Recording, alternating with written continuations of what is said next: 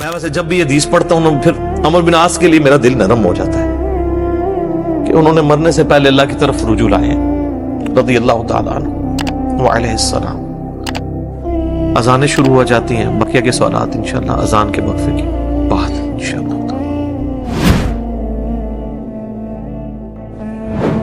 حضرت عمر ابن عاص رضی اللہ تعالیٰ عنہ،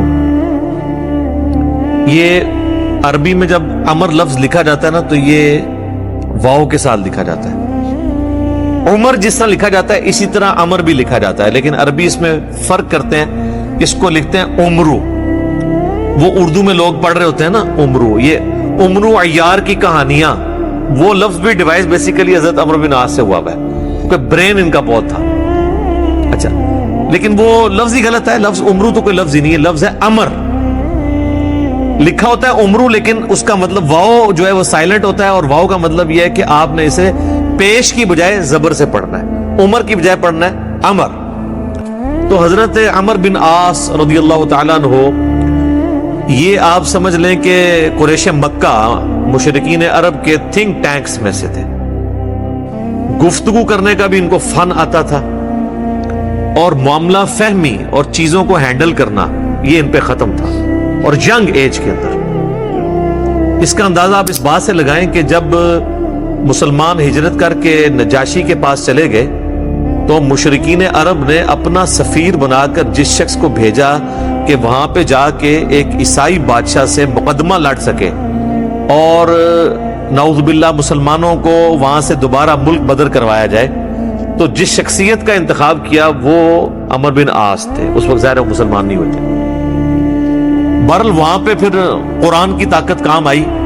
حضرت علی کے جو بھائی تھے جعفر بن ابی طالب، انہوں نے سورہ مریم کی جب تلاوت کی نجاشی کے دربار میں، تو پھر اللہ تعالیٰ کی گفتگو کے سامنے بڑے سے بڑا بھی کوئی سفیر ہو، اس کی زبان کا اثر تو پھر ختم ہو جاتا ہے۔ تو نجاشی کی حالانکہ عمر بن عاص سے بڑی پرسنل دوستی بھی تھی، یہ بڑے ان سے تحفے بھی ان کے لیے لے کے گئے، وہ تحفے بھی اس نے واپس کر دیے۔ اس نے کہا بھائی لے جاؤ، تم سونے کہ گیس بھی ان کو تولو نا تو میں تب بھی تمہیں یہ واپس نہیں کروں گا، ٹھیک ہے۔ پھر زمین سے اس نے تنکا اٹھا کے کہا کہ یہ جو سورہ مریم میں حضرت عیسیٰ کا سٹیٹس آیا نا کہ وہ اللہ کے بندے تھے، اللہ کی قسم عیسیٰ ابن مریم ایک تنکے کے برابر بھی اس سے زیادہ ان کا مرتبہ نہیں تھا جتنا تم نے بیان کیا ہے، یعنی اس میں ہم غلو نہیں کر سکتے کہ انہیں ڈیوینٹی میں کلیم کر دیں۔ یہ سمجھدار لوگ تھے، یہ وہاں سے مایوس ہوئے۔ اسی دوران صلح حدیبیہ بھی ہو چکی تھی، مسلمانوں کی پاور تسلیم ہو چکی تھی۔ تو حضرت خالد ابن ولید اور عمر بن عاص یہ دونوں بڑے جگری یار تھے، ایک بڑا بہترین پلانر تھا اور دوسرا بہت بڑا جنگجو تھا۔ تو صلح حدیبیہ کے بعد نا ان لوگوں کو اندازہ ہو گیا کہ اب اسلام کا گراف اوپر ہی جا رہا ہے، شرح صدر بھی ہو گیا۔ خالد ابن ولید کا ایک بھائی تھا ولید ابن ولید، وہ مسلمان پہلے ہی ہو چکا ہوا تھا۔ تو وہ بھی کچھ اثر تھا خالد بن ولید کے اوپر کہ وہ اتنا بزدل تھا اور مسلمان ہونے کے بعد اتنا وہ طاقتور ہو گیا کہ اس نے مشرکین عرب کے قافلے لوٹنا شروع کر دیے۔ تو وہ اپنے دوستوں میں فخر کرتے تھے، حالانکہ ہے دشمن تھے لیکن کہتے تھے یار بہادر تھے، پھر نکلے نا میرا برا۔ یہ سارا کچھ نا عمر سیریز کے اندر انہوں نے فلمایا ہوا ہے۔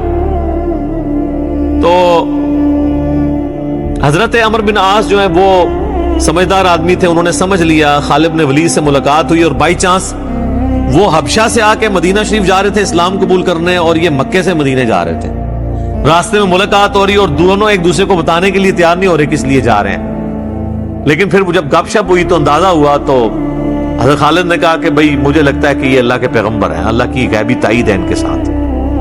تو عمر بن عاص کہتے ہیں کہ مجھے بھی لگتا ہے ایسا ہے، تو پھر کیا ارادہ ہے؟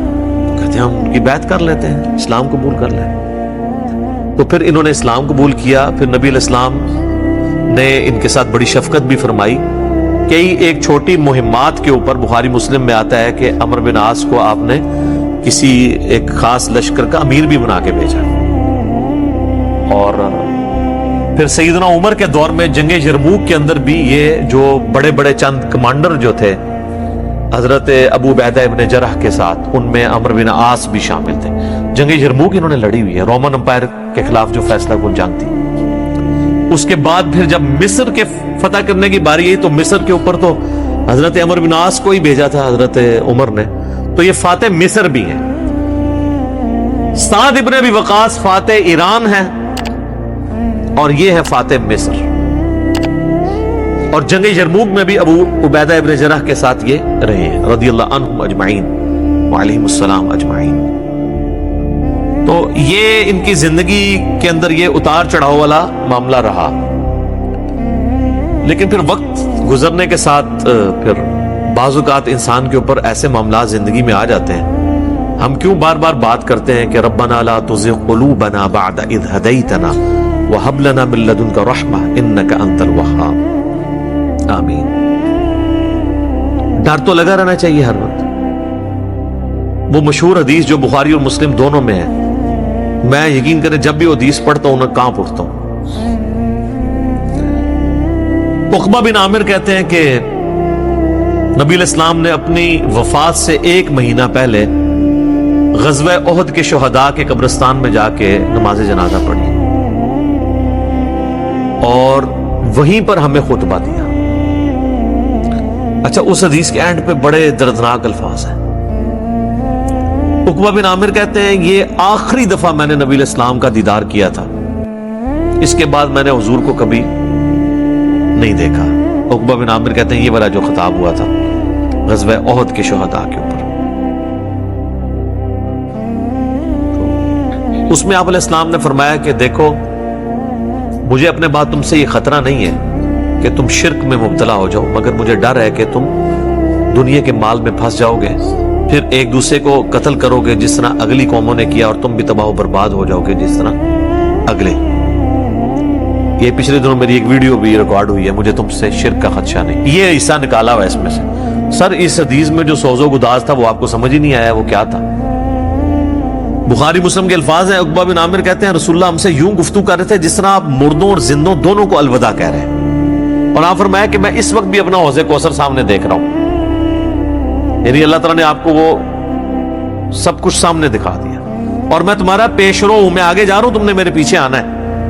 آپ ڈرا رہے تھے تو، اور وہی ہوا کہ نبی اسلام کی وفات کے بعد پھر دنیا کی محبت کے غلبے کی وجہ سے بنو امیہ نے جو کام کیے، اور پھر جنگ جمل صفین اور نہروان، یہ ایک دردناک چیز ہے۔ یوٹیوب پہ میری کئی ایک ویڈیوز اس کے اوپر ریکارڈنگ ہے۔ اس حدیث میں بہرحال یہ آپ چیز نوٹ کریں کہ نبی علیہ السلام نے یہ خطبہ مسجد نبوی میں دینے کی بجائے قبرستان میں کیوں دیا ہے؟ اس کی 2 ریزنز تھی۔ اس لیے کہ وہ قبرستان تھا غزوہ احد کے میدان میں، جہاں پر ایک واضح فتح مال غنیمت سمیٹنے کی وجہ سے شکست میں بدل گئی تھی، حالانکہ رسول اللہ موجود تھے، لیکن دنیا کی محبت کا تھوڑے سے غلبے نے رسول اللہ کی موجودگی کی بھی پرواہ نہیں کی اللہ نے، اور فتح کو شکست میں بدل دیا۔ تو آج تو رسول اللہ موجود بھی نہیں ہے، ہمیں آپ کی دعاؤں کا بھی وہ حصہ نہیں ہے جو صحابہ کو نصیب تھا صلی اللہ علیہ وآلہ وسلم رضی اللہ عنہم اجمعین۔ اور دوسرا نبی علیہ السلام یہ میسج دینا چاہ رہے تھے کہ غزوہ احد میں وہ لوگ اس قبرستان میں دفن ہیں جنہوں نے محنتیں کی ہیں، اور پھل ملنے سے پہلے ہی وہ اسی فقر کی زندگی میں دنیا سے چلے گئے۔ حضرت حمزہ ابن عبد المطلب نے تو اسلام کا گولڈن پیریڈ نہیں دیکھا نا، ان تو قربانیاں دی ہیں نا۔ آپ اس سے اندازہ لگائیں، یہ میرا اجتہاد ہے اور یہ درست ہے کہ اگر رسول اللہ کی وفات کے وقت حضرت حمزہ زندہ ہوتے تو پہلے خلیفہ وہ بنتے، کیونکہ غزوہ بدر اور احد کے اندر نبی علیہ السلام نے آرمی چیف ان کو بنایا تھا، ابو بکر عمر عثمان و علی ان کے انڈر تھے۔ تو حمزہ بن عبد المطلب تو شہید ہوئے احد میں، ان کی لاش کا مسئلہ ہوا۔ نبی علیہ السلام نے یہ بھی میسج دیا کہ یہاں پہ، اور پھر وہاں تو اتنی دردناک حدیثیں ہیں بخاری مسلم میں کہ کفن کے لیے بھی کپڑا نہیں تھا، سر چھپاتے تھے تو پاؤں ننگے ہو جاتے تھے کہ یہ صاحب کے، پھر گھاس ڈال کے ایک قبر میں کئی مردے دفنائے گئے۔ تو نبی اسلام یہ بھی میسج دے رہے تھے کیونکہ آپ کو تو اللہ نے دکھا دیا نا۔ اسی حدیث بخاری مسلم میں آتا ہے کہ اللہ تعالیٰ نے زمین کے خزانوں کی چابیاں مجھے دے دی ہیں، جو بریلوی کہتے ہیں کہ حضور ہی سب کچھ بانٹ رہے ہیں، خدا کا نام ہے۔ اور میرے بھائی وہ بخاری مسلم میں باقی حدیث میں موجود ہے، وہ زمین کے خزانے رومن اور پرشین امپائر کے خزانے ہیں جو صحابہ نے فتح کرنے تھے، بیت المال میں آ کے جمع ہونے تھے۔ یہ تھا اس سے مراد کہ مجھے اللہ تعالیٰ نے عطا فرمائی ہے, مجھے اللہ تعالیٰ نے دکھا دیا ہے کہ میری امت کہاں تک پہنچے گی. وہ کئی ایک احادیث آپ کو مشکات کی نا 30 جلد میں نبی علیہ السلام کے فضائل کے چیپٹر میں وہ مل جائیں گی. کئی لوگ ہمیں ای میل بھی کر رہے ہوتے ہیں یہ حضور کو جو چابیاں دی گئی ہیں تو پھر آپ جس کے پاس چابی ہے اس سے ہی مانگنا چاہیے. وہ یہ تھا, ٹھیک ہے, کہ وہ رومن اور پرشین امپائر کے خزانے مسلمانوں کو ملے. تو بہرحال اسی کی ایگزیکیوشن بعد میں ہوئی ہے, اور حضرت عمرو بن عاص بھی اس, یعنی آپ سمجھ لیں سسٹم کا کسی درجے تک حصہ بنے. اور یہ میں ان پہ کوئی فتویٰ نہیں لگا رہا, وہ خود مانتے تھے کہ میرے ساتھ ایسا معاملہ ہوا. مجھے حضرت عمرو بن عاص سے یہ چیز یاد ہے. بڑی رکت انگیز حدیث ہے جس میں ان کے قبول اسلام کا واقعہ بھی ہے. صحیح مسلم میں کتاب الایمان چیپٹر میں شروع ہی میں 321 نمبر حدیث ہے انٹرنیشنل نمبر کے مطابق. اور میرے یہ جو کربلا والا ریسرچ پیپر جس میں نے 200 احادیث جمع کی ہیں, اس کے اندر بھی آپ کو مل جائے گی. جنگ صفین کے حوالے سے میں وہ حدیثیں لے کے آیا ہوں.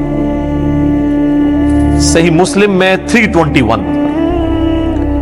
حضرت عمرو بن عاص کی موت کا وقت جب قریب آتا ہے تو وہ دیوار کی طرف منہ کر کے رونا شروع کر دیتے ہیں. سر موت کے وقت انسان کو پھر اپنی زندگی میں کی ہوئی غلطیاں یاد آ جاتی ہیں. تو ان کا بیٹا ان کو تسلی دیتے ہوئے کہتا ہے کہ ابا جان, آپ تو نبی علیہ السلام کے قریبی ساتھیوں میں سے تھے, آپ نے رومن امپائر کی جنگیں لڑی ہوئی ہیں, جنگ یرموک, جہاد میں آپ شامل رہے ہیں, اتنے اتنے بڑے فضائل ہیں آپ کے لیے.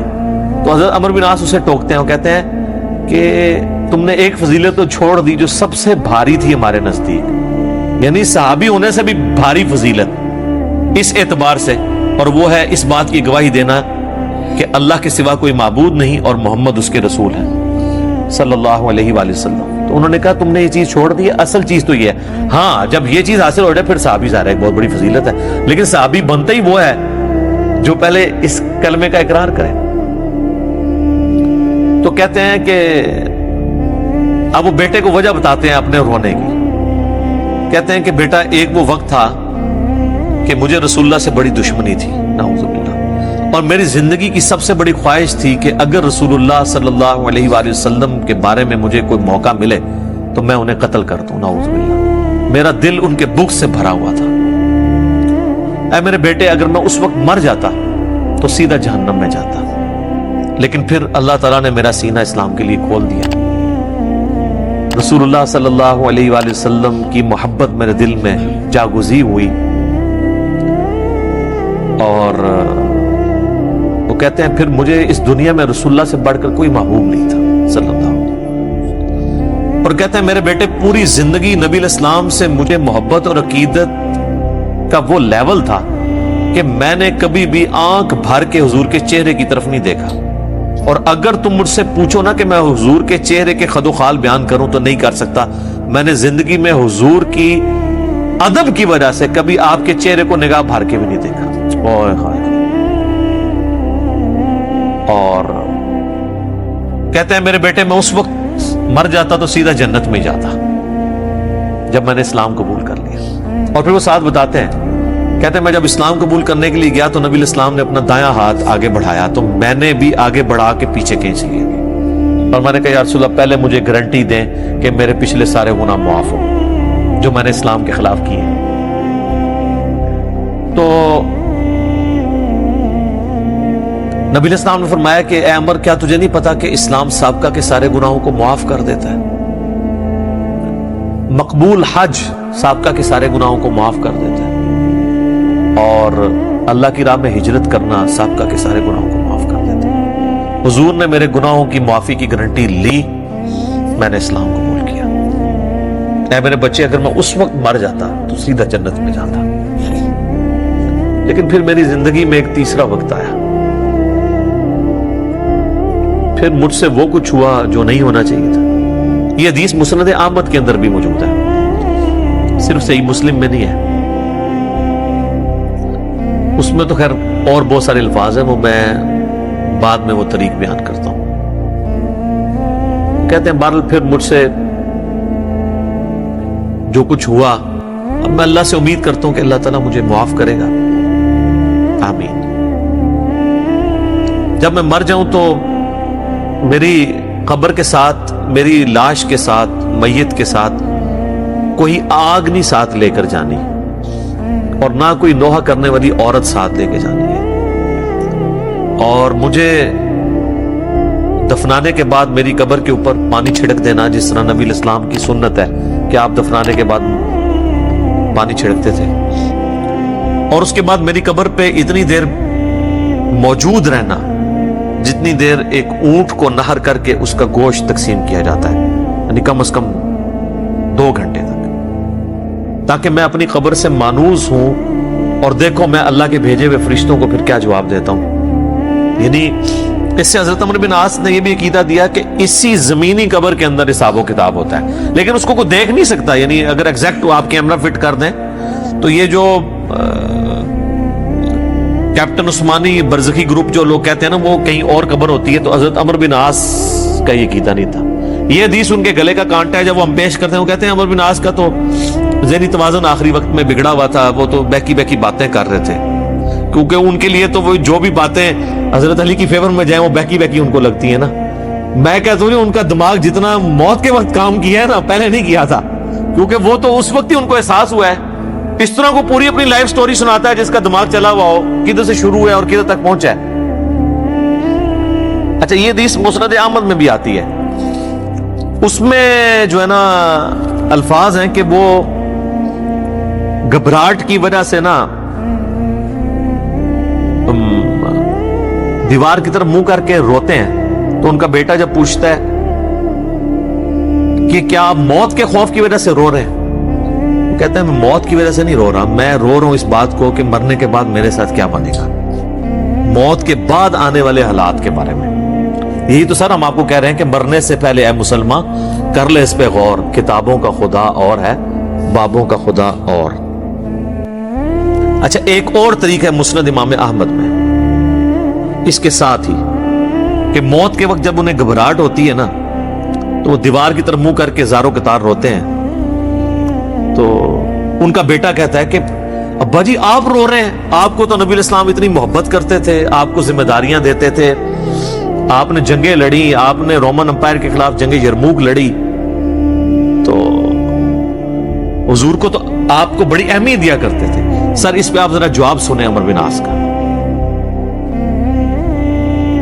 وہ کہتے ہیں اللہ کی قسم مجھے پوری زندگی یہ بات معلوم نہیں ہو سکی کہ حضور مجھ سے واقعی محبت کرتے تھے یا صرف تالیف قلب کے لیے، میرا دل رکھنے کے لیے مجھے کبھی کو پوسٹ دے دیا کرتے تھے۔ لیکن 2 بندے ایسے ہیں جن کے بارے میں دل سے گواہی دیتا ہوں کہ رسول اللہ اپنی وفات تک ان سے محبت کرتے تھے، ایک ابن سمیہ عمار ابن یاسر، اور دوسرا ابن ام عبد عبداللہ ابن مسعود۔ اب عمار بن یاسر ان کو کیسے بھول سکتا تھا، عمار کو تو مارا ہوا تھا انہوں نے صفین کے اندر۔ تو وہ کہہ رہے ہیں کہ حضور مجھ سے محبت کرتے تھے نا، تو مجھے نہیں لگتا کہ وہ اندر سے کرتے تھے یا میرا دل رکھنے کے لیے، بعض اوقات بندہ کسی کو oblige بھی کر دیتا ہے نا تعریف قلب کے لیے، لیکن 2 بندے ایسے تھے میں کہتا ہوں کہ حضور واقعی ان سے محبت کرتے تھے، ابن سمیہ اور ابن ام عبد۔ پھر عبداللہ بن مسعود کے بارے میں اور عمار بن یاسر کے بارے میں جب انہوں نے یہ بات کی نا تو ان کا بیٹا کہتا ہے کہ پھر انہوں نے دیوار کی طرف منہ کر لیا اور زاروں کے تار رونا شروع کر دیا، اور پھر ساتھ ساتھ یہ بول رہے تھے کہ اے اللہ تو نے ہمیں جن باتوں کا حکم دیا ہم نے وہ کام چھوڑ دیے، اور تو نے ہمیں جن چیزوں سے منع کیا تھا ہم وہ کام کرتے رہے، اب تیری مغفرت کے سوا کوئی چارہ نہیں۔ اور پھر ان کا بیٹا کہتا ہے کہ بس یہی جملے وہ پڑھتے رہے کہ ان کی روح پرواز کر کے آخری ان کا کلام یہی تھا کہ اللہ جو جن کاموں سے تو نے روکا وہ ہم کرتے رہے، اور جن چیزوں کا تو نے حکم دیا ہم اس کی مخالفت کرتے رہے، تیری مغفرت کے سوا کوئی چارہ نہیں ہے۔ تو اسی حدیث میں الفاظ ہیں کہ وہ جو میں نے بتایا مسند احمد والی جو حدیث ہے کہ میری زندگی میں جو 3 پیریڈ آئے اس میں انہوں نے پھر تیسرا کہا کہ پھر میں حکومتی معاملات میں، بادشاہت کے معاملات میں پڑ گیا۔ صحیح مسلم میں تو ایمبیگوس الفاظ سے، مسند احمد والے طریق میں ہے کہ میں بادشاہت سے جا ملا، یعنی وہ ملوکیت والا وہ جو معاملہ تھا وہ اسی کو ہی رو رہے تھے۔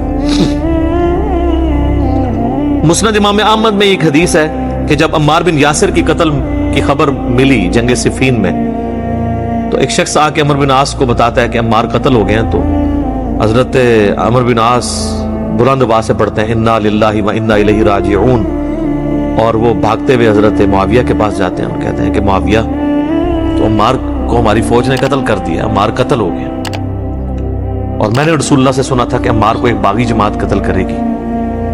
تو حضرت معاویہ بجائے یہ کہ رجوع کرنے کے عمر بن عاص کو کہتے ہیں کہ تو اونٹ کی طرح اپنے پیشاب میں پھسلتا ہے, یعنی تجھے خود یہ اس حدیث کا پتہ ہے اور تو خام خواہ اس کا چرچا کر کے لوگوں کو بتانا چاہ رہا ہے کہ علی حق پہ ہے اور ہم نہ حق ہیں. تو ہم نے اس کو مارا ہے, اس کو تو علی نے مارا ہے, نہ علی لاتا اس کو اور نہ وہ جنگ کے اندر قتل ہوتا ہے, یہ تو علی نے لا کے ہمارے نیزوں کے آگے اسے پھینکا ہے. نعوذ باللہ, اتنی باطل تعویل کی. اور المستدرک الحاکم میں اور باقی کتابوں میں حدیث کی ملتا ہے کہ جب حضرت علی کو اس کی خبر ملی نا تو انہوں نے کہا کہ پھر معاویہ یہ کہنا چاہتا ہے کہ حمزہ کا قاتل رسول اللہ تھے, کہ نہ وہ جنگ احد میں ساتھ لے کے آتے نہ حمزہ قتل ہوتا. تو جو شخص جس کی فیور میں قتل ہو رہا ہوتا ہے وہ تو اس کا قاتل نہیں ہوتا, مخالف ہی قاتل ہوتا ہے. پھر مسند احمد میں ایک اور حدیث ہے کہ عمار کے قتل ہونے کی جب خبر پہنچتی ہے نا تو حضرت عمر بن عاص کہتے ہیں کہ میں نے خود رسول اللہ سے سنا تھا کہ عمار کو باغی جماعت قتل کرے گی اور عمار کا قاتل اور مال لوٹنے والا آگ میں ہے. تو وہ جو شخص خبر لے کے آتا ہے نا اس کو بھی ہاتھ پاؤں پڑ جاتے ہیں کہ ایک میں ان کو خبر دے رہا ہوں, ان کو خود بھی پتا ہے, تو یہ لوگ کیا کر رہے ہیں. تو حضرت عمر بن عاص اس کی بھی تعویل کرتے ہیں, وہ کہتے ہیں حضور نے جو جہنم کے بارے میں فرمایا تھا نا وہ عمار کے قاتل اور مال لوٹنے والے کے لیے تھا, وہ ہمارے لیے نہیں ہے. اگرچہ ہم بھی جنگ لڑ رہے تھے لیکن ہمارے ہاتھوں سے تو نہیں وہ قتل ہوا. حالانکہ صحیح بخاری میں حدیث ہے عمار کو باغی جماعت قتل کرے گی, اور یہ حدیث میں نے بتایا ان کو پتہ بھی تھی. جماعت کے بارے میں الگ سے, میں نہیں کہتا دوزخ میں جائے گی, اللہ اور بندے کا معاملہ ہے. تو انہوں نے کہا کہ یہ مال لوٹنے والا اور قتل کرنے والے کے بارے میں. اب مسند احمد میں موجود ہے کہ وہ صحابی صلح حدیبیہ کا صحابی تھا ابو الغادیہ, جس نے عمار کو قتل کیا تھا, اور پوری زندگی پہ پھر وہ روتے تھے مجھ سے یہ کیا کام ہوا. تو اس پہ خیر ابن حجر اسقلانی نے بڑی کوشش کی ہے, انہوں نے بحث کی ہے کہ نہیں صلح حدیبیہ کی فضیلت اسے کور کر لے گی, امید ہے کہ وہ جنت میں ہی جائے گا جہنم میں پھیرا لگائے بغیر. تو شیخ البانی نے پھر اس کے اوپر گرفت کی ہے کہ نہیں, جو عام فضیلت ہوتی ہے نا جب کسی معاملے میں تخصیص آ جائے تو عام فضیلت اٹھ جاتی ہے. جب حضور نے فرما دیا نا کہ مار کا قاتل اور مال لوٹنے والا جہنم میں ہے تو اب یہ ایک تخصیص آ گئی ہے. جب تخصیص آ جائے نا تو حکم عام اٹھ جاتا ہے اس شخص کے لیے, لہذا آپ یہ تعویل نہ کریں. شیخ البانی یعنی انہوں نے حق گوئی کا مظاہرہ کیا. بہرحال یہ اللہ اور بندے کا معاملہ ہے, ہم کوئی کسی کی آخرت کا فیصلہ نہیں کرتے. بہرحال یہ حقیقت ہے کہ حضرت علی اپنی وفات تک ان لوگوں سے ناراض رہے ہیں. المصنف ابن ابی شیبہ میں موجود ہے, تابعی کہتے ہیں ہم نے حضرت علی کے پیچھے نماز میں قنوت نازلہ پڑھی ہے. حضرت علی قنوت نازلہ میں پڑھتے تھے اللہم علیک بمعاویہ و اشیائہ و عمر ابن عاص و اشیائہ و ابا سلمی و اشیائہ, اس میں عمر بن عاص کا بھی نام ہے. اے اللہ معاویہ کے شیعہ اور معاویہ اور اس کے شیعہ کو برباد کر, عمر بن عاص اور ان کے شیعہ کو برباد کر. یہ حضرت علی قنوت نازلہ پڑھا کرتے تھے. اچھا انہوں نے اردو میں ترجمہ کیا ہے اے اللہ معاویہ اور اس کے شیعہ کو سنبھال لے. اب کیسا لفظ استعمال, لفظ آتا ہے نپٹ لے. وہ اب کہیں گے سنبھال مطلب ہے کہ انہوں نے سام, تو وہ تعویل کریں گے. تو میں نے اس لیے ترجمہ کیا تباہ و برباد کر, کیونکہ یہ علیکہ کے ساتھ جب بات کی جاتی ہے نا تو یہ آپ قنوت نازلہ پڑھ رہے ہوتے ہیں نا یہود و نصارہ کے اوپر بھی, تو اس میں بھی اللہم علیکہ یہ تو نہیں تھا ان کو سنبھال لے, سنبھال لیتے سانو ہی اللہ سانو سنبھال رہا تھے یار. تو وہ ترجمہ ایسا کرتے ہیں کہ وہ اس کو نا بدل دیتے ہیں. بہرحال آج کی ڈیٹ میں ہم تو یہی کہیں گے کہ حضرت عمر بن عاص رضی اللہ تعالیٰ عنہ کا موت کے وقت رونا اور اللہ کی طرف رجوع لانا, اللہ تعالیٰ ان کی غلطیوں کا کفارہ اس کو بنائے. باقی انشاءاللہ تعالیٰ ایک تو چیز ہے, حضرت عمر بن عاص کے لیے مجھے مولا علی سے ایک گارنٹی مل گئی ہے. مصنف ابن ابی شیبہ میں موجود ہے کہ اہل صفین کے بارے میں جب مولا علی سے پوچھا گیا تو انہوں نے کہا کہ میں امید کرتا ہوں کہ میری طرف سے شہید ہونے والے تو جنتی ہیں ہی ہیں, میرے مخالفین بھی جنتی ہیں. پھر قیامت والے دن اللہ کی بارگاہ میں معاملہ میرے اور معاویہ کے درمیان طے ہوگا. تو میرے خیال ہے حضرت عمرو بن عاص کو مولا علی نے پھر قنوت نازلہ کے بعد یہ فرما کے نکال دیا, اور آپ دیکھ لیں وہ روئے بھی بہت ہیں آخری وقت میں.